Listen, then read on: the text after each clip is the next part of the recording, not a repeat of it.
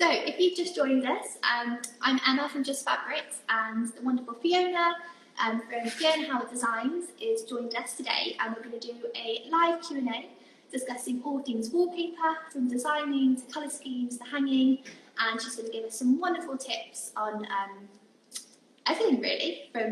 So, first of all, would you like to introduce yourself? Tell us a bit more about you, Fiona, and what you do. Well, I'm a textile designer and I've been working in the home furnishings industry for over 30 years now, designing for companies from John Lewis to Colfax and Fowler, Pierre Frey to Crate and Barrel. I worked with a London-based design group for a few years when I left college, and since leaving them, I've been just working on my own, going to see my clients, which is really lovely because I have much closer contact with them, better understanding of what their needs are and what their style is, and working into that, and their season, desires or trends. And then in around 2006, I started doing my own collection of home furnishings, kitchen textiles, trays, mugs, tea towels, things like that, and furnishing fabrics. And then a few years later, actually 2018, I actually changed from doing those kind of products just to wallpaper, which actually suits my design style much better. And that's what I've been doing, and lockdown has actually given me the chance to build that up more, which has been fantastic. So yeah, that's me in a nutshell. Okay, yeah, thank you for that. I know you're really obviously big on the lino printing. Would you be able to tell us a bit more about the process and why that's so important to you? Sure. I was actually going to do a little tour of my studio and then show you the process. Would you like me to do that now? Yeah, go ahead. Can I turn this round? Can I turn the... Let's do this. Okay. So, starting... see if I can get a bit further back. So this is my desk here, and that's my pin board, which is sort of where I put everything that gives me inspiration for the moment up there. And then over here, this is what I was going to show you with the process. I'll come back to that. These are my wallpapers, a collection of my wallpapers. And this is a collection of wallpaper borders I'm working on at the moment. And here is the rest of my studio, which is all very light and lovely. And there's some mood boards, which I was going to show you later on as well. So coming back to the process, let me just put this on the stand here and I can show you better. So basically what I do is I work, I don't know if you can see that. So I work to the size of the lino that I'm going to be cutting, which is, you can buy lino at all different sizes, but this is a 30 by 40 piece of lino. So I draw that out on the paper and then design within the, I'll put that down there, within the borders of it. This is after a lot of sketching. This is the final drawing and put in repeat. And then from that, I can trace each colour, which will then be traced onto a piece of lino. So here I've got, this is a 4-colour print, and here I've got the 4 different pieces of lino. It looks rather dark on the screen, but this is the background lino. So that's the one which is printed blue. And then this is from my Birdsong collection, the latest design. This is the lino that's printed yellow. And this is the final print here. Maybe it's a bit easier over there. So that's with all the colours put together. Sorry, the screen is smaller than I thought. So over there is my rollers and my ink. So I basically ink up the lino and then print the paper. So rolling out the ink on the glass and then onto the lino, and then print it, each colour in turn. So that, let me turn this around again, so that it comes, you end up with the finished design So yeah, I printed the yellow first, and then the green, I think, and then maybe the blue, and then the darker colour at the end. Every design is slightly different, but that's the finished design, and then of course putting it into different colourways. Here it is in the different colourways. So this is Tuscany. That's rose. It's weird how like colour really changes the design, Yeah, though it's the same. and that's the original Colours colour. make it look completely different. Exactly. And this is the fun part, of course, is choosing all the colours, the colourways. That's in a much more sort of muted Naples yellow, and again a sort of very soft stony colourway, and then in a jade green, which is quite pretty and fresh. So that's a sort of nutshell of my design process, but there's a lot more to it than that. You know, it takes a lot of time drawing out the design and hand carving it and printing it, and you know, there are always little bits that go wrong, so I always print more than I need so that I've got extra pieces in case you know, in case it doesn't all work out. So yeah. Okay, brilliant. Thank you for showing us around your studio. I think lots of people would be really interested to see. Obviously, because you don't normally see, you just see the end product. You don't really see that. So that is really helpful. Thank you. Would you like to move on and talk about colour palettes or design? Like, what would you like to discuss now? Sure. Colour palette, I mean, for each design is very different. Each design kind of asks for something different. I mean, at the moment I've got a real feeling for orange and pink, which is very unlike me. But you know, it can really change. The colour palette can really change a design, as you saw in the birdsong design. You can do it in very pale colours and it'll feel a certain way, and then do it in strong colours. And I am going to do that in orange and pink, and it's really going to sing. So yeah, I mean, I think it's less about each colour and more about how the colours work together. One colour can make another colour sing, and it can be just a shade difference. You know, it could be a red or a pink or a green, but just making it a slight shade different can really kind of bring out the other colours. Okay. Have you got any? I saw that you had some like fabricy bits on the table. Yeah. Did you want to show the audience that? Sure. So I just did a few little mood boards here, just to give you an idea when you're decorating of how to put a mood board together. So here I've got some fabrics from Christopher Farr. Here's one of my wallpapers. This is Summer Meadow. And then some really nice trims and some Edward Bulmer paint colours, which are really soft paint colours. And this is a green story, very fresh, but I just found this little lamp in a magazine, and I love the pink. I thought the pink really makes the green sing. So I think sometimes just throwing in something a little unusual can bring all the, that's what I was talking about with the colours, it can really bring all the other colours out. Here, this is more of a subtle, neutral colourway. And it's just fun putting a mood board together.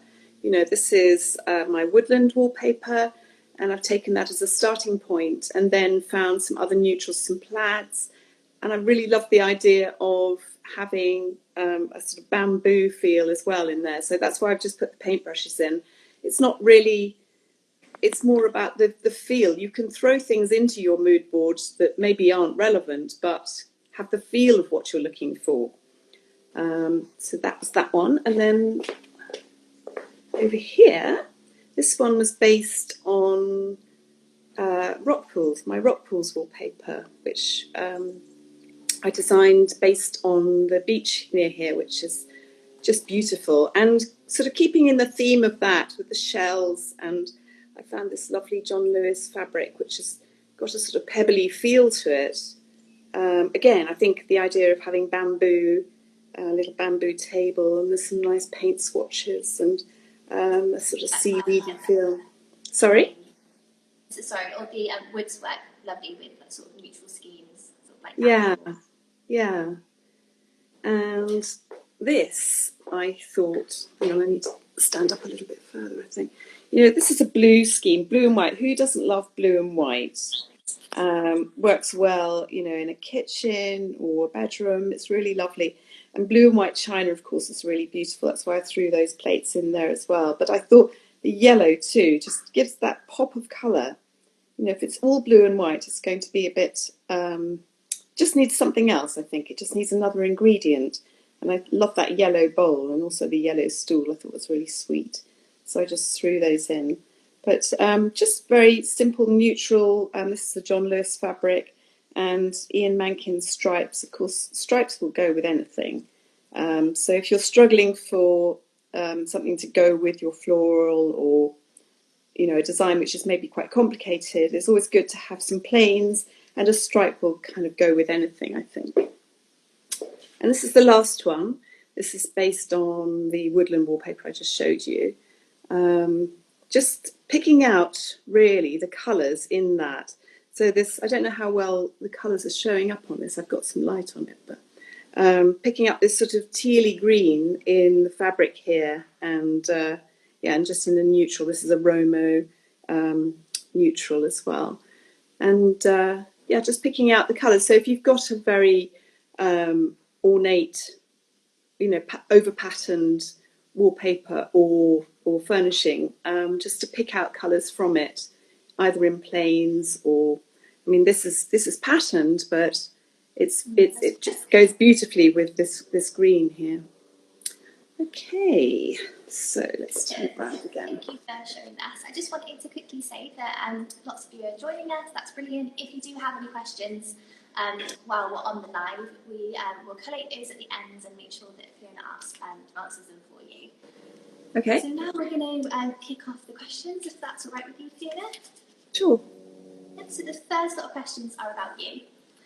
So the first one is from Tracy, and she asked, did you go to university? If so, what did you study? And how has that led you to design? Sorry, there's a helicopter going up.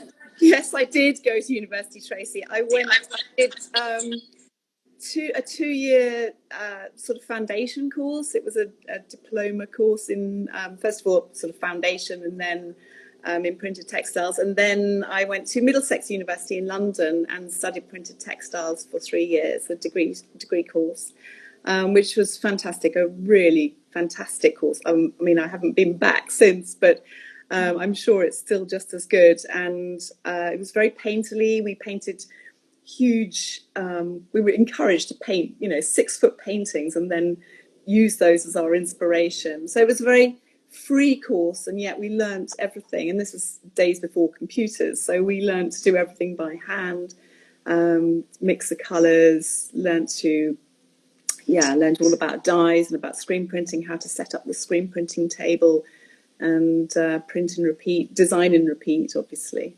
It's fantastic. I would love to go back. Did you, just to add on to that, did you sort of, I know you kind of briefly said this at the start with like you did other sort of textiles, but did you always sort of knew you were going to go into wallpapers, or was that just out of the blue? No, not out of the blue. I think it was a process, you know. It was really textiles that I was doing at the time. I mean, we did learn to print wallpapers at college, but that was kind of a small part of the course. Most of it was based on printing fabrics, and that was very fun. But no, I didn't really know I was going to go into wallpapers as such.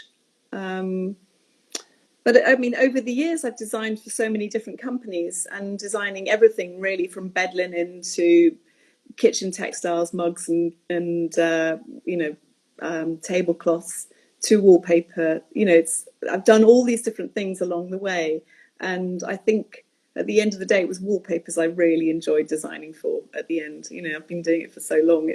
That's the bit I really loved. Okay, brilliant. Thank you for your answer. So the next question is from Colleen. She said, with over 30 years experience in this industry, what has been your highlights, and how have you seen the industry change over this period of time? That's a really good question. Well, there have been lots of really fantastic highlights over the years, and I worked not that long ago, about a couple of years ago, with a lovely company in California, Aztec, and designed a whole range of wallpapers for them. That was a lot of wallpapers in a lot of different colorways, and it was really lovely to work with their designers working on the colorways, and that was really good fun. Designing dandelion clocks for Sanderson's was a highlight, and that is still, that's been a bestseller for them for years now, and that was back in 2009. I designed that. It's still going strong and still,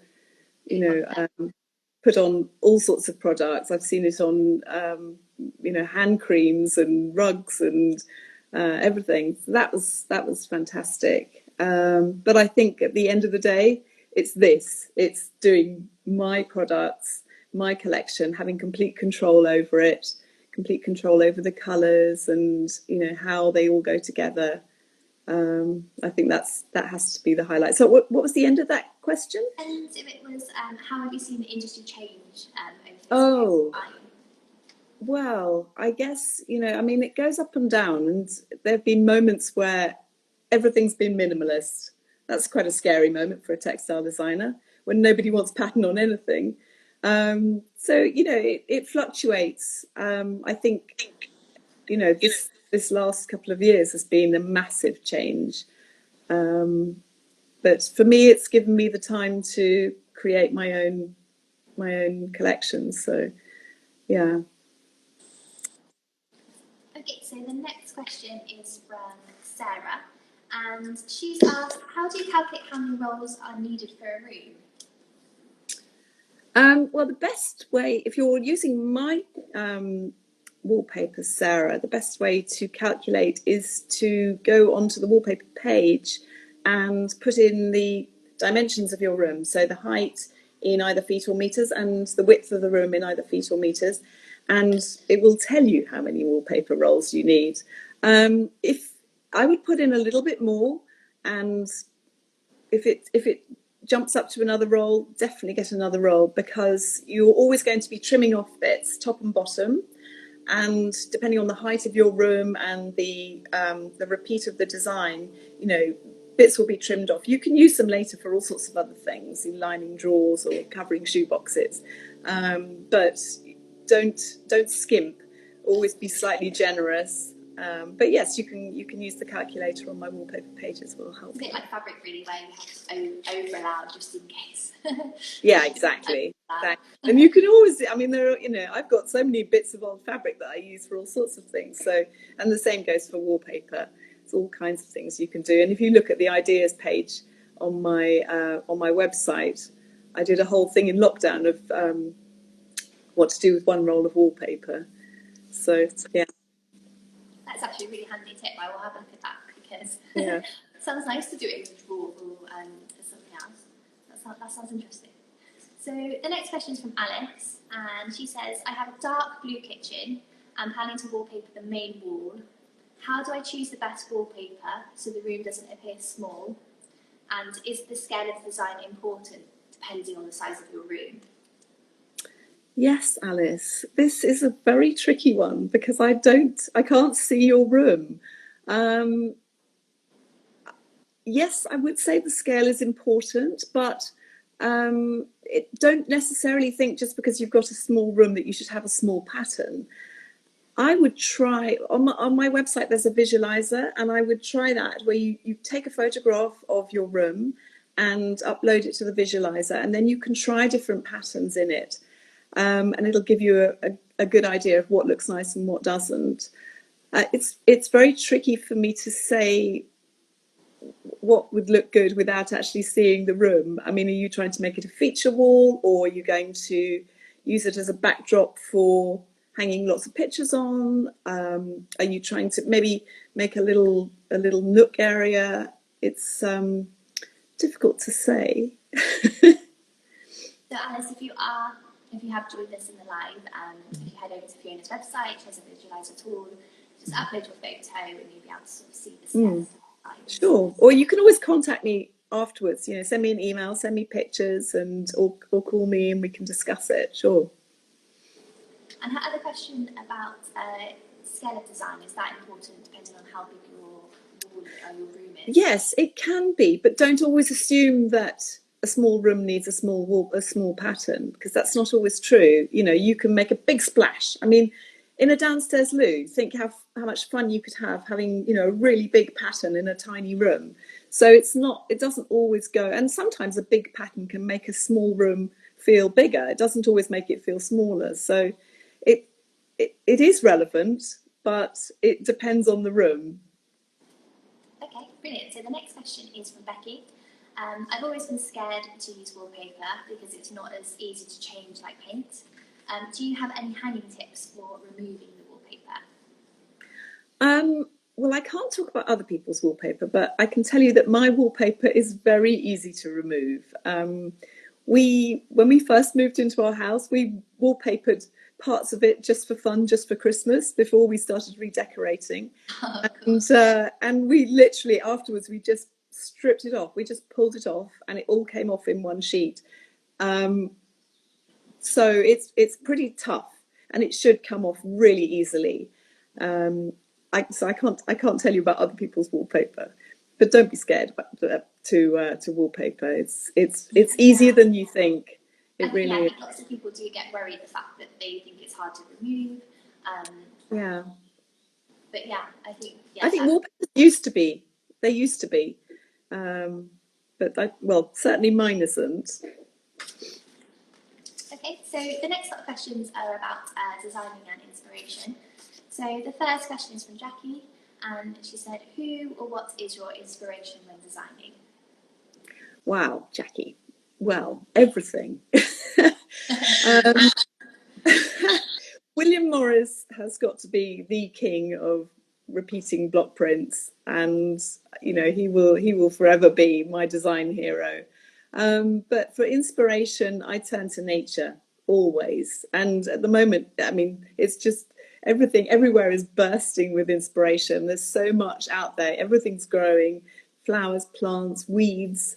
So yes, I mean, we've got the beach just behind me here, and that my rock pools design was literally from a walk on the beach with my son, picking up shells and seaweed, and you know, looking at crabs, and but it could be anything in nature really. That's where I find my inspiration. I mean, I've got a garden full of flowers, and at the moment there are poppies everywhere. I'm desperate to get out there and draw the poppies. Yeah, I mean, the Bloomsbury's Charleston farmhouse is a massive inspiration as well. I love the way they just throw pattern on everything. They painted everything. They didn't worry about it. You know, it's just wallpaper this and pattern that. You know, everything was covered in pattern. That's a lovely inspiration. I also think that obviously what's happened over the last year or so, people have really started to appreciate the outdoors and obviously found lots of inspiration. Yeah. And nature's really come to life, hasn't it, over the last year? Yeah, and we're all bringing our plants inside, especially in the winter when, you know, we're all bringing them inside. Everybody's got plants everywhere, dripping off every windowsill. So the next question is from Ellen. She says, are you naturally drawn to colours, or is there a process you go through to find the best colour palette for your designs? I am naturally drawn to all colours. I love colour. And yeah, as I said before, I think it's the way that colours work together. And I'm looking at my pinboard here, which is sort of covered in bright colours at the moment, and this sort of orange and pink thing, which is sort of bubbling up inside me. Yeah, I mean, I think it's more the combination of colours. I tend to get my Pantone book out and start matching, you know, colours to colours, and but it doesn't have to be, you know, Pantones. I mean, if you can get the colour chips from, you know, paint companies or anything. You know, it might be the colour of a leaf or a stone, or I don't know, your cereal packet, something. You know, colour is everywhere, and it's the combination of colours, I think, which is exciting. Putting together unusual colour combinations. That's where the fun is. Do you look for sort of trends as well in colours, or is it just literally what you I look at the trends. I definitely look at the trends, and I look everywhere from magazines to trend forums. You know, I'm always keeping an eye on those because I have to. But at the same time, I sort of ignore them. You know, I like to know what's going on, but I don't ignore them. They're in the back of my mind. But I don't live by them religiously. You know, I'm more, I keep them in mind, and then sort of work to my own colour palette. Yeah, brilliant. So the next question is from Francis. Is it important for you to keep the traditional printing methods at the heart of your designs? Definitely, Francis. When I was at college, nobody designed on a computer, and so I didn't learn to. And then a few years after leaving college, everybody was learning on a computer, learning computer skills for everything from mixing dyes to, you know, the way they designed. And I suddenly thought, oh, crikey, I'm going to have to learn to do this. I tried it, and it was soulless for me. I couldn't do it. So I've gone back to designing by hand. And, you know, I used to design in lots of different ways, painting or whatever. And now I'm just working with lino prints because I love it. I love the texture. I love the feel of drawing the design, putting it in repeat, hand carving the lino and printing it, and the smell of the oil paints. It's magical. It's magical. And yeah, you can see the hallmark of the designer in the design. And I think I love it. I love it. So yes, it is very important to me. Okay, so brilliant. The next question is from Katie. What is your favourite part of designing wallpaper? It's quite similar to the other one, is it? Is it the lino printing? It's definitely the printing. I think, you know, as I showed you in the process, each layer of colour goes on top of the other layer, and each time, you know, after all the process of the drawing and the carving and everything, having got to the printing part, then peeling back that first print, that's the magical part. Seeing it come alive, and then each colour in turn being put on, and then peeling that back and seeing it become a little bit more of the design until the final one is peeled off. And there it is, all, you know, everything, every piece in its place. And now it really makes sense and it's beautiful. Having said that, the most exciting bit is seeing the wallpaper on the wall. I think that's when it really comes alive and shows, you know, its true characteristics. It gives a room character to see it up and where it should be on the wall. And that is the most rewarding part. Yeah, because you've seen it all the way through. Yeah. But as seeing it all the way through, it's still on paper, on, you know, on a desk somewhere. When it's up on the walls in a room with the furnishings around it and pictures hung on it, that's when it really comes alive and brings the room alive. So, yeah. Okay, so the next question is from Gemma. What is your favourite project that you've worked on? Is there one that sticks out? I think probably the wallpaper designing with Aztec. You know, that was really lovely to work alongside them. I did a lovely design for Sanderson's a few years back, an allotment design. I loved that. It's really nice to design a whole collection as well, to see the whole collection. I mean, when I was doing my own products as well, seeing the whole collection come together, it's not easy. You know, I learned the hard way that, you know, when you're having china produced in China and fabrics produced in India or UK and trays made in Sweden, trying to keep the colours together and keep the whole collection together is not easy. But it's very rewarding when you see the finished product. That's really lovely. So the next question is from Fred. What is one piece of advice you'd give yourself 30 years ago? Oh, Fred. Well, I don't go vegan. That's, you know, my husband and I started eating just plant-based food 3 years ago, and we feel so much better. I wish I'd done that 30 years ago. But other than that, you know, everything I've done up until this point has been part of the process, part of the learning process, and I don't think I regret any of it. It's all, gathering my 10,000 hours and learning how things work, what designs work on what products. I don't think I would change anything actually, apart from going vegan. Okay, that's a good answer then. Sorry? And Lucy says, I'm interested in lino printing. How would you suggest I get started? Is there any top tips? Okay, Lucy. Well, the best place to buy lino printing products is T.N. Lawrence in Portslade, Hove, Portslade. And they have everything you need for lino printing. So, and the most important thing is to get really soft lino. Hard lino, you're going to damage yourself scooting across the lino with when it's hard. And you can warm it up and soften it by warming it up, putting it on a radiator or leaving it in the sun. But make sure you get proper soft lino. Try out some marks. Try mark making. Different tools make different marks. It's such good fun, honestly. You can't really go wrong, and there's no right or wrong way of doing it. I made myself a little thing, a little jig, if you like, for lino here, for aligning. When you're. So this is like two corners on a piece of wood, just stuck to a piece of wood. So to make sure that you get the paper in the same place each time, you put the lino into one piece, and then the paper would go into that corner. Do you see what I mean?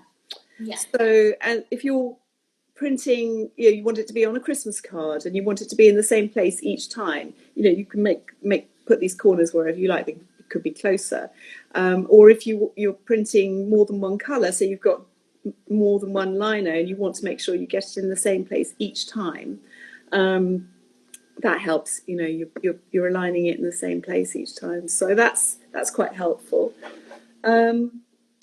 Advice, have fun, just go for it. Email me, call me if you want anything specific. Well, there you go, Lucy, if you're listening. Give Fiona a call and she'll give you some tips on lino printing. Sure. So the next lot of questions are about practical advice. So the first one is from Lisa, and she says, I find it hard to visualise wallpaper in my home, as it's not like flat colour like paints. How would you recommend? Okay, Lisa. Well, if you go to my website, I have a visualizer. There's a little button to click on. So you can upload a photograph of your room or your wall, do one wall at a time, obviously, and then you can upload any of my wallpapers, and it'll pop the wallpapers into your room. It cuts out all the furniture and the pictures to give you an idea. I mean, it's not perfect. It's a work in progress, the visualizer, so it doesn't always get the scale exactly right, but you can send for samples. I'll send you free samples, so you can try them out, but that will give you an idea of what it will look like. That's quite helpful. That actually sounds really good. I think a lot of people do struggle to obviously see, imagine the wallpaper, so that definitely does sound very handy. Yeah, and even, just, do I want a dark wallpaper or a neutral wallpaper, or, even just the feel of it, it's sort of helpful. So the next question is from Julie. She said, I've never wallpapered before. How would you suggest getting started? Should I start with design? And what are the best colours for my home? Oh, Julie. I don't. That's quite a difficult one. I would start with a mood board. Let's start with one room. Take, what are you going to keep? Look at what you're going to keep in that room. So I mean, maybe you're going to keep the carpet, or the bed cover's got to stay, or there's a chair with a print on it, or whatever. I mean, maybe you're chucking everything out and starting again. But usually, you've got certain things in a room that are a starting point. So take a photograph of them, and or if you've got a swatch of fabric of the curtains or whatever it is, and start a mood board as I showed you. Then, you know, colours, fabrics, the feel, what makes you happy, and consider the light. You know, if it's a north facing room, you really want warmer colours because the light will be colder. So think about that. Yeah, I think, you know, it's what is the room used for? Is it a room that you are going to sleep in, or is it the downstairs loo where you can have wild and crazy fun and do whatever you like? Is it a room where you want to feel joyful, or you know, different colours can give you different moods. Blues and greens are quite sort of quiet and restful generally. Yellows are very sunny and happy, and reds and pinks are more intimate, maybe for a bedroom or possibly a dining room. Yeah, difficult to design your entire house without seeing it. So Julie, if you are listening, obviously you can use the visualizer tool that Fiona has on the website, or if maybe she sends you an email with some photographs, and you'd be able to sort of have a look and see what you feel. Yeah. So the next question is from Jan. How would you choose wallpaper to coordinate with my curtains and cushions? I'm worried that patterns will clash and look a mess. So these ones are all quite similar. Okay. I think that if you've got curtains and you're trying to match wallpapers to it, it doesn't have to match. I would choose a colour from the curtain, and you know, pick out a colour or a couple of colours. Don't try to go with the same scale of pattern. So if the curtains are a big scale, I would make the wallpaper a smaller scale, and vice versa.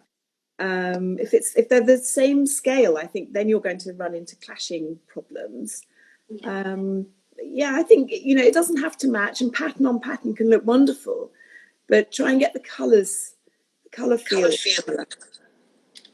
Okay, and then finally, Anne has asked, can you apply wallpaper to any type of wall? I have a 1960s house and my walls are textured. Texture. Yeah, well, texture can be you know, Artex, like a Christmas cake, or it can just be uneven. So that's a difficult one. You can sand textured walls, very messy business, not to be, you know, pretty horrible. We've got a 400-year-old cottage here, and the walls are pretty uneven, but they're plastered but quite uneven, and we wallpapered. Some people would say that maybe we should have put lining paper up first, but we didn't. I don't think you really need to. My wallpaper is quite strong, and as long as you've got plenty of glue, you know, really lavish the glue on, it's going to stick. Maybe not everywhere, but mostly. Yeah, texture's a difficult one to deal with. I don't. It's not impossible, but it depends how bad the texture is as well. Okay, so that is all we've got time for today. So thank you for everybody that sent their questions. My colleague's just going to have a quick look through and see if there's any that's come through while we've done the live. If you've only just popped on, we're going to put this on the IGTV after, so you can have a look through and watch the whole of the live with Fiona. You do have a little special thing you wanted to add, Fiona. Yeah, we have a special code for until the end of July for 10% off all the wallpapers and borders on my website. So if you just use JF21 in the code box, that'll give you 10% off. Sorry, did I say 15% off? Yeah, I think it was 15. 15% off. Sorry, I've forgotten. Written it down wrong. I've written down 10%. No, it was 15% off. Yeah, so with the code JF21, that gives you 15% off wallpapers until the end of July. So thank you very much for joining us, Fiona. Thank you. Great. We've had lots of wonderful questions. And thank you obviously to all our followers and customers that have joined us. I hope you all have a wonderful afternoon. The sun is still out for the moment. So thank you very much, and we will maybe see you soon. Yeah, thank you very much. And if anybody has any questions, feel free to email me. No, thank you. It was lovely. Yeah, thank you. Have a great day, Fiona. Bye-bye. Bye.